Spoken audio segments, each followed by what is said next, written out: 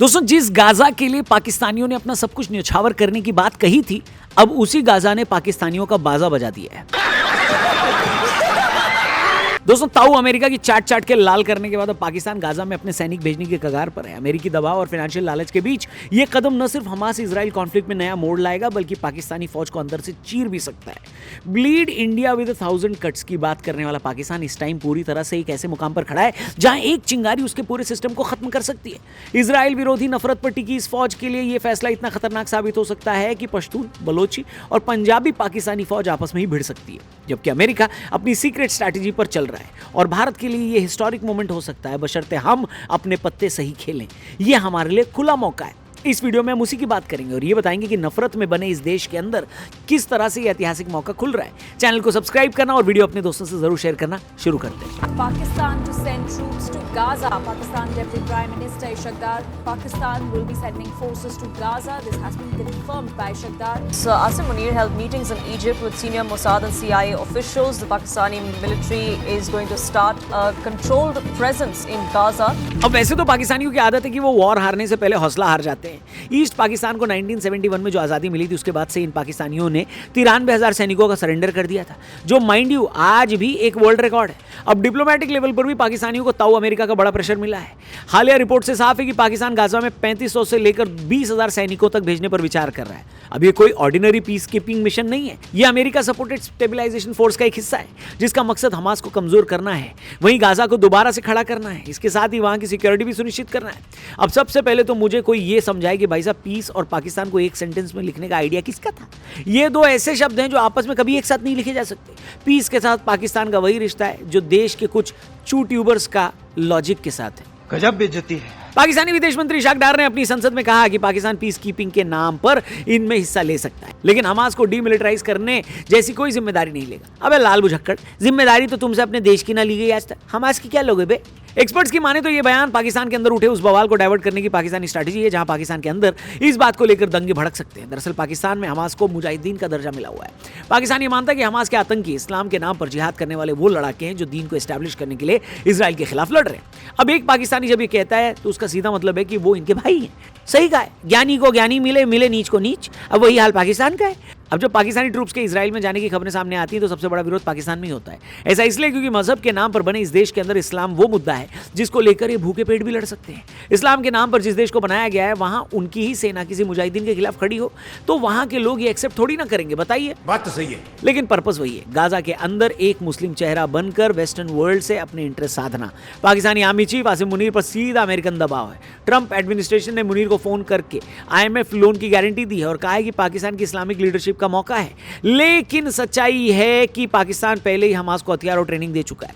2023 के Hamas terrorist attack के बाद पाकिस्तानी मिलिट्री ऑफिशियल्स ने उसकी ओर खुले तौर पर समर्थन जताया था। वही फौज जब गाजा जाकर हमास के खिलाफ खड़ी हो सकती है तो यह पाकिस्तान का वही दोगलापन दुनिया के सामने रख देगी जिसके लिए वो ऑलरेडी जाना जाता है। यही दोगलापन पाकिस्तान को खोखला करेगा।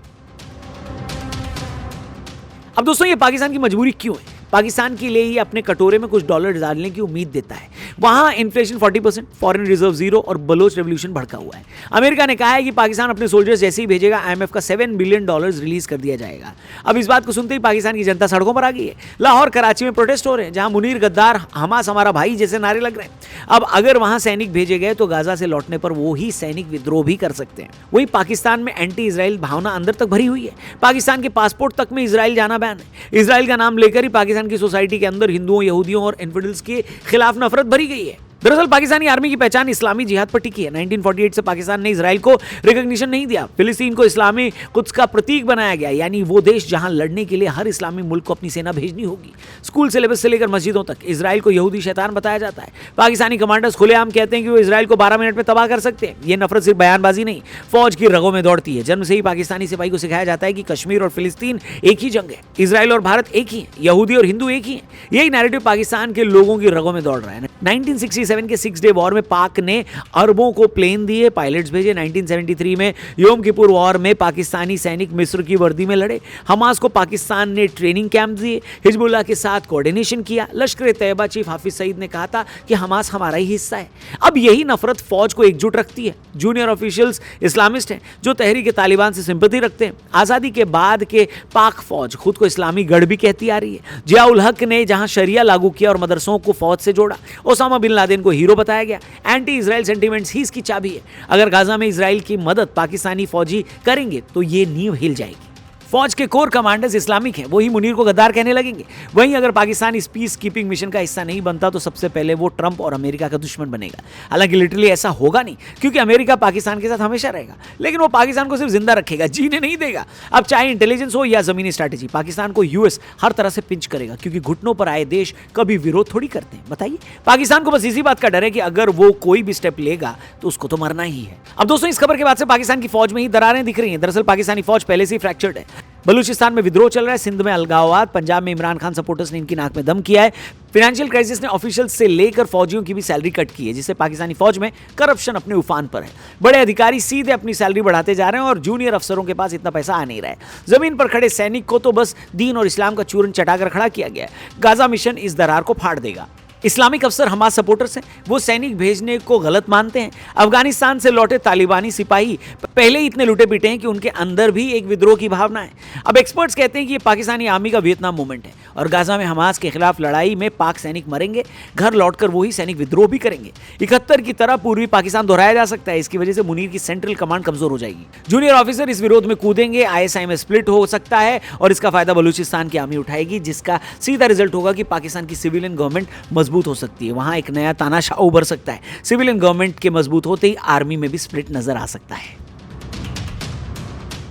अमेरिका अपने बूट्स यानी अपने ट्रूप्स गाजा नहीं भेजेगा। वहां अपने ट्रूप्स पाकिस्तान, जॉर्डन और टर्की जैसे देश भेजेंगे। इसका सीधा सा मकसद हमास को डिसआर्म करना होगा। पाकिस्तान को जिस फाइनेंशियल पैकेज से ललचाया गया है वो पाकिस्तान को बेहद महंगा पड़ने वाला है। वहीं IMF लोन, F-16 अपग्रेड और टेररिस्ट लिस्ट से हटाने का भी वादा है। इन सबके बीच में अमेरिका की असली चाल पाकिस्तान को कंट्रोल करना है। एक न्यूक्लियर पावर पाकिस्तान को इजराइल के खिलाफ इमोशनल न होने देना और उसे इजराइल के खिलाफ इस्तेमाल न होने देना अमेरिकन स्ट्रैटेजी का हिस्सा है। ट्रंप को यह पता है कि हमास को पाकिस्तान का सपोर्ट है। ट्रंप ये जानता है कि अगर पाकिस्तान को अंदर से कमजोर किया जाएगा तो ये फोर्स कभी भी इजराइल के खिलाफ स्ट्रैटेजिक और मिलिट्री तरीके से इजराइल के खिलाफ नहीं जाएगी। सैनिक भेजकर पाक फौज एक आइडियोलॉजिकल क्राइसिस में फंसेगी और कमजोर भी होगी। इसके साथ ही चाइना को चेक में रखते हुए CPEC पर भी दबाव बनाया जाएगा।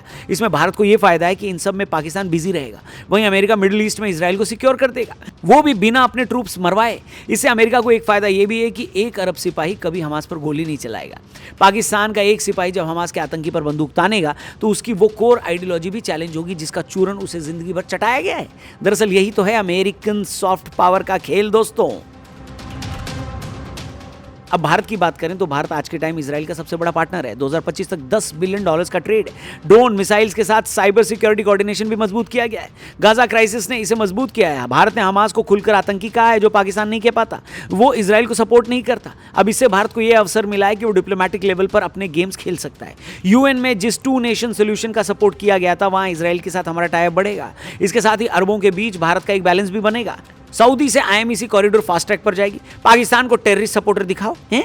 अब इसमें दिखाना क्या है, वो है इसके अपने मिलिट्री बेनिफिट्स हैं। ब्रह्मोस आकाश का एक्सपोर्ट सीधे इजराइल की तरफ बढ़ जाएगा। वहीं पाकिस्तान गाजा में भी बिजी रहेगा। वहीं भारत LAC और LOC मजबूत करेगा। क्वाड में इजराइल को जोड़ने का भी सपोर्ट भारत करेगा। यहीं से वो फाइनेंशियल सपोर्ट भी मिलेगा। मिडिल ईस्ट में Bharat inter global security hub बनाने का भी सपोर्ट कर सकता है। साथ ही पाकिस्तान की फाइनेंशियल क्राइसिस और ज्यादा बढ़ाई जा सकती है। इससे अफगानिस्तान, ईरान में भारत अपनी एंट्री ले सकता है। हालांकि उसे इसके लिए अमेरिकन CIA से भी जूझना पड़ेगा, जो आसान नहीं है, लेकिन भारत को इस बारे में पता है। सब मिलाकर ये भारत के लिए गोल्डन अपॉर्चुनिटी है, बस नजर और सब्र रखने की जरूरत है। इस मुद्दे पर आपकी क्या है राय, कमेंट करके बताएं। वीडियो सही लगे तो चैनल को सब्सक्राइब करके इसे अपने दोस्तों से भी जरूर शेयर करना। जल्दी मिलते हैं। जय हिंद।